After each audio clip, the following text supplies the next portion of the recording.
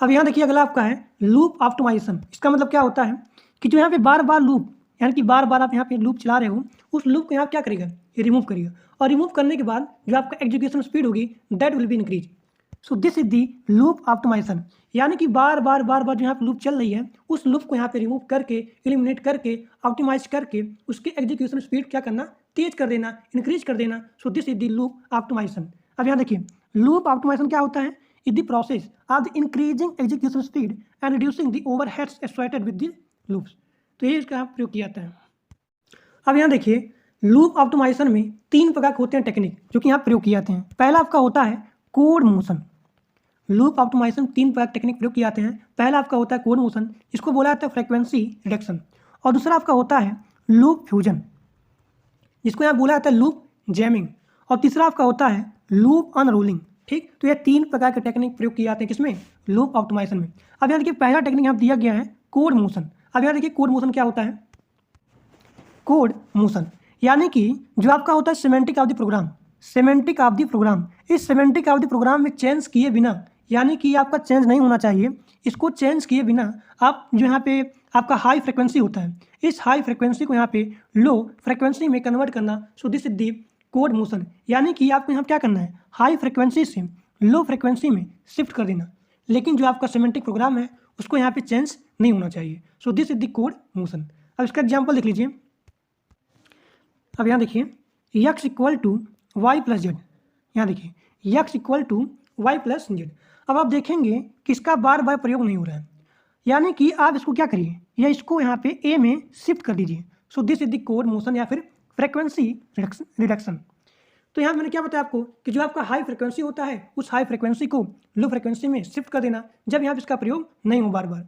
अब आप यहाँ देख सकते हैं कि जब इसको आपने यहाँ चेंज किया, यानी कि हाई फ्रिक्वेंसी से आपने यहाँ पे लो फ्रिक्वेंसी में चेंज किया, तो इससे आपको क्या होगा, मेमोरी सेविंग होगा, इससे आपको क्या होगा, टाइम सेविंग होगा। सो दिस इज द पर्पज। अब आगे देखिए, अब यहाँ देखिए लूप फ्यूजन, ये आपका सेकंड टेक्निक है किसका, लूप ऑप्टिमाइजेशन का। बहुत ही बढ़िया टेक्निक है, इसको यहाँ पे बोला जाता है लूप जैमिंग। इसका मतलब क्या होता है, इसका मतलब यही होता है कि बहुत सारे कोड यहाँ पे लिखा गया है, उसको यहाँ पे जैमिंग करके, उसको यहाँ फ्यूजन करके एक कर देना, या फिर कंबाइनिंग करना। सो this is the loop fusion. या फिर आप उसको बोल सकते हो कि अगर यहाँ बार बार यहाँ पे लूप चल रहा है, उस लूप को आप यहाँ पे फ्यूज कर सकते हो। So this is the loop fusion. इसका एग्जाम्पल देख लीजिए। यहाँ देखिए एक बार यहाँ पे लूप चला, फिर यहाँ पे चला फॉर का लूप, यानी कि आप इसको यहाँ पे रिमूव कर दीजिए, तभी यहाँ कोई भी इफेक्ट नहीं पड़ेगा। सो this is the loop fusion. अब आगे देखिए, अब यहाँ देखिए अगला टेक्निक आपका है लूप ऑप्टिमाइजेशन का लूप अनरोलिंग। तीसरा टेक्निक आपका है लूप अनरोलिंग। अब यहाँ देखिए लूप अनरोलिंग क्या होता है, इसका मतलब यही होता है कि स्टेटमेंट, जो आपका स्टेटमेंट है या स्टेटमेंट कितनी बार यहाँ पे एग्जीक्यूट हो रही है, उसके एग्जीक्यूशन को यहाँ पे क्या कर देना, कम कर देना। सो दिस इज दी अनरोलिंग, यानी कि स्टेटमेंट कितनी बार यहाँ पे एग्जीक्यूट हो रही हो, अगर आप उसके एग्जीक्यूशन को कम कर सकते हो तो ही आपका होता है लूप अनरोलिंग। अब यहाँ इसका एग्जाम्पल लिख लीजिए, समझ में आ जाएगा।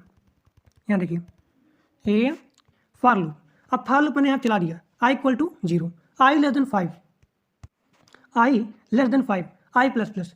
अब जब मैंने इसको प्रिंट किया, इसका रिजल्ट क्या आएगा, पहले यहाँ पे लूप चलेगा फॉर, अब फॉर लूप चलने के बाद मेरा नाम यहाँ प्रिंट होगा आशुतोष, फिर यहाँ पे प्रिंट चला, मतलब यहाँ पे लूप चला, और लूप चलने के बाद मेरा नाम यहाँ पे आशुतोष प्रिंट हुआ, फिर यहाँ लूप चला, फिर यहाँ पे आशुतोष, फिर यहाँ लूप चला, फिर यहाँ पे आशुतोष, फिर यहाँ लूप चला, फिर यहाँ पे आशुतोष, यानी यहाँ बार बार यहाँ पे लूप यहाँ पे लिखा जा रहा है। तो इससे क्या होगा, इससे ये होगा कि यहाँ बहुत ज़्यादा टाइम लगेगा।